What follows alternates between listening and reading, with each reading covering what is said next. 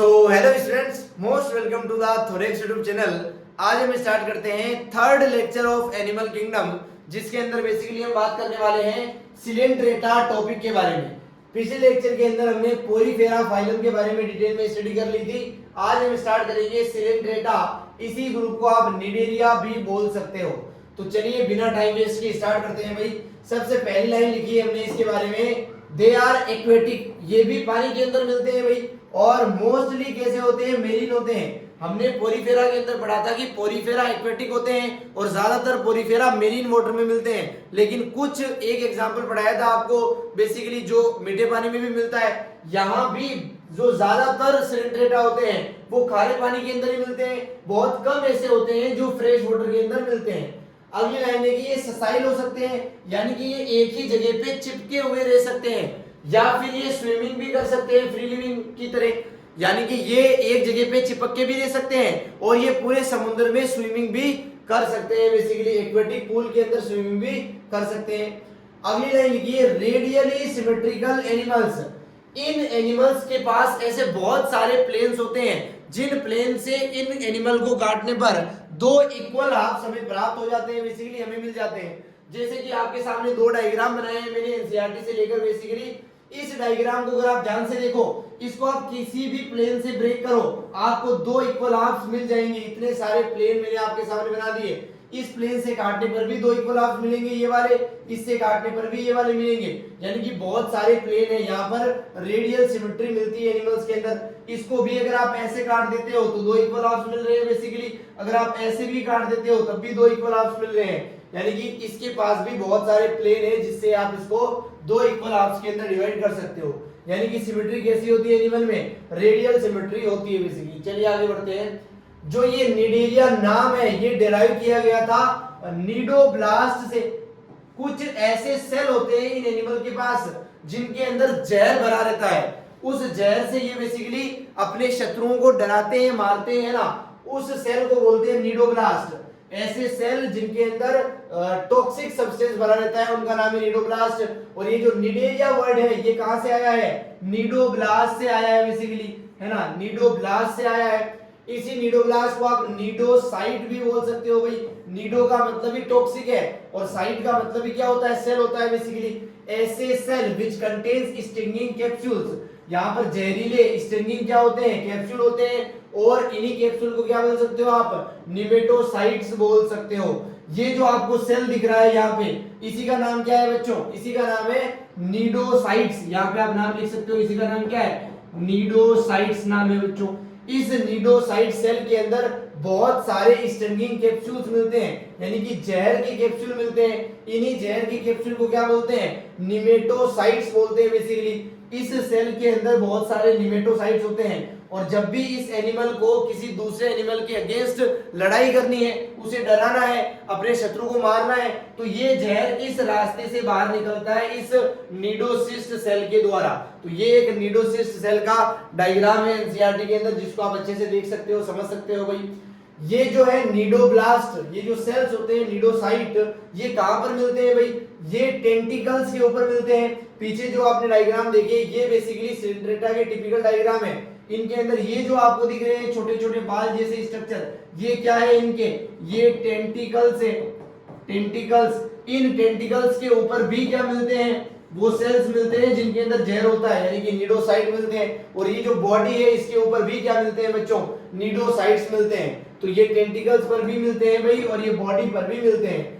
जो नीडोब्लास्ट वाला सेल है वो क्यों उपयोगी है भाई, उसका यूज क्या होता है, देखो उसके अंदर जहर है तो उस जहर से वो एनकरेज प्रोवाइड करवा सकते हैं, यानी कि यहां से जब जहर निकल रहा है तो इस जहर के द्वारा वो किसी सब्सटेंस को पकड़ भी सकते हैं, किसी सब्सटेंस के साथ चिपक भी सकते हैं, इसलिए एनकरेज सहारा प्रदान हो रहा है। इनको डिफेंस भी मिल रहा है, कोई भी दूसरा एनिमल इस एनिमल को छेड़ेगा नहीं, इसके साथ छेड़खानी नहीं करेगा, क्योंकि इसके पास जहर है भाई, है ना, वो अपने डिफेंस के लिए भी यूज कर रहा है।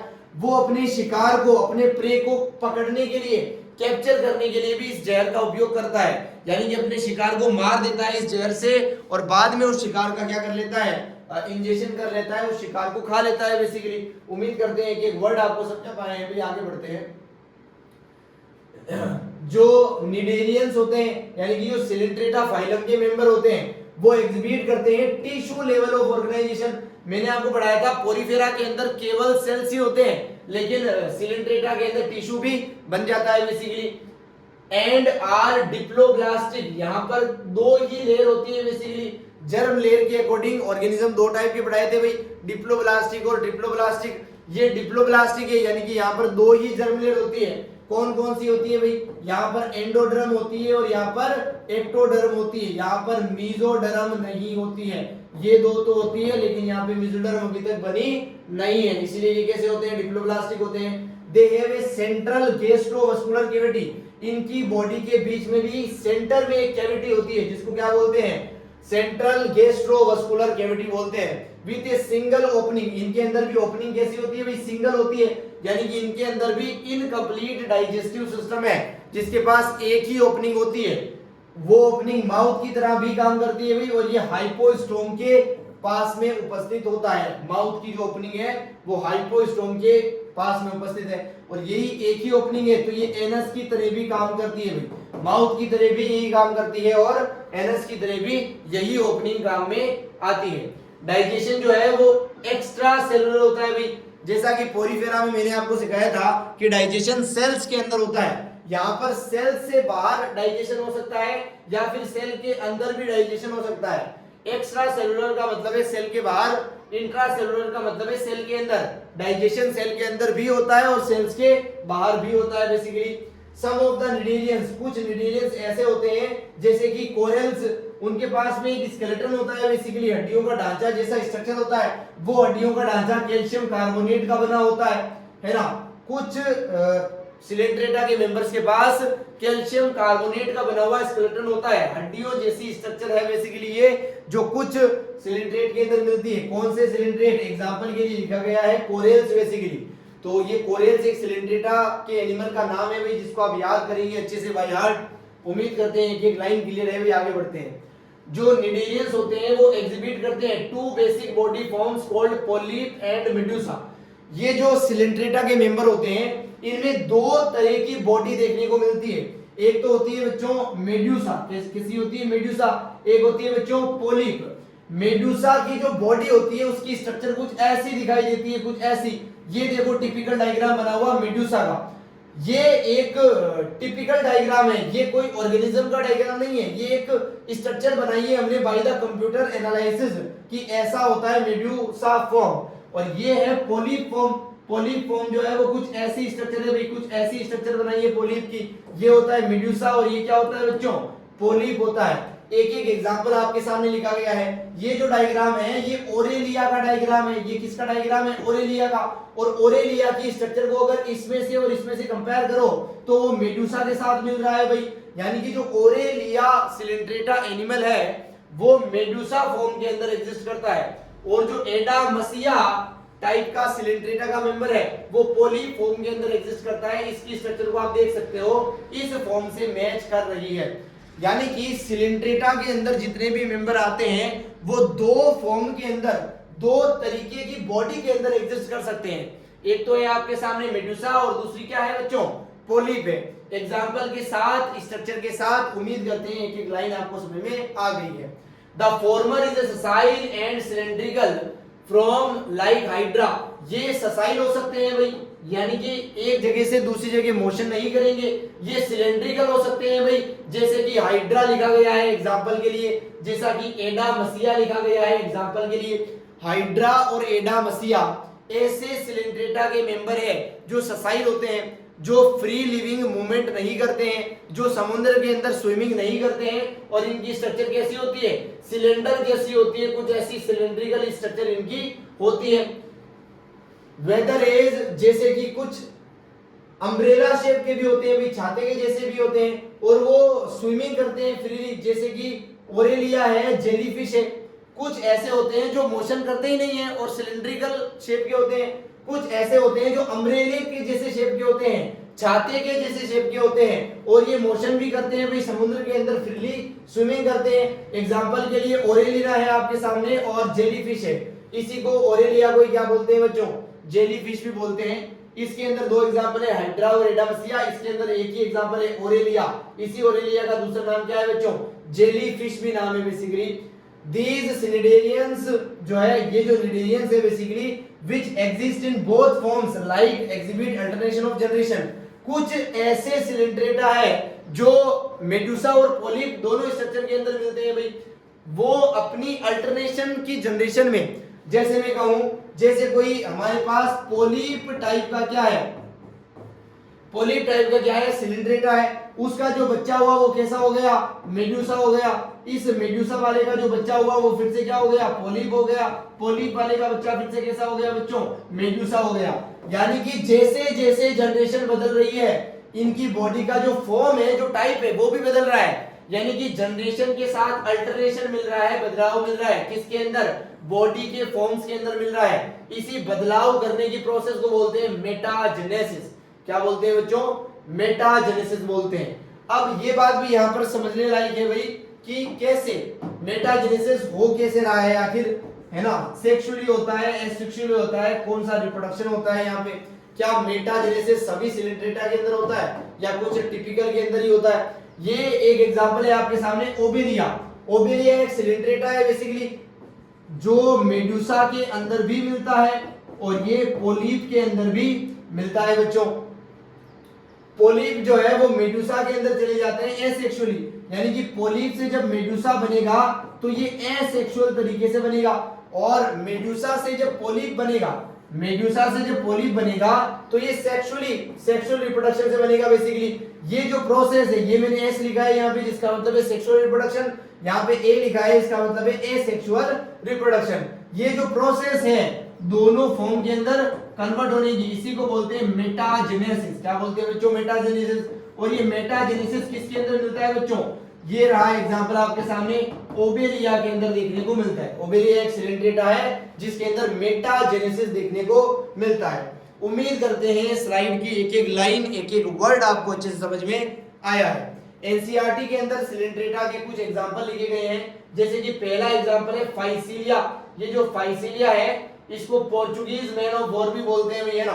एक लिखा गया है एडामसिया, इसको सी एनिमोन भी बोलते हैं भाई, समुद्र के अंदर चमकता है ये, है ना। एक है पेनेटुला, इसको सी पेन भी बोलते हैं भाई, नाम में ही आ रहा है पेन, है ना, इसका स्ट्रक्चर पेन जैसा होता है इसीलिए नाम रखा है भाई।